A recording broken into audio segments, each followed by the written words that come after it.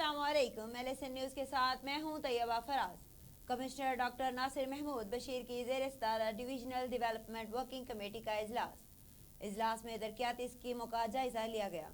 Director development Wasim Akhtar Jatoi ने briefing दी।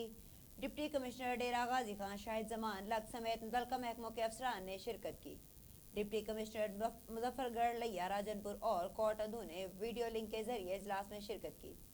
महकमा आबपाशी Punjab, highway महकमा, बिल्डिंग महकमा, स्पोर्ट्स और सोशल वेलफेयर के अफसरान भी इजलास में मौजूद थे।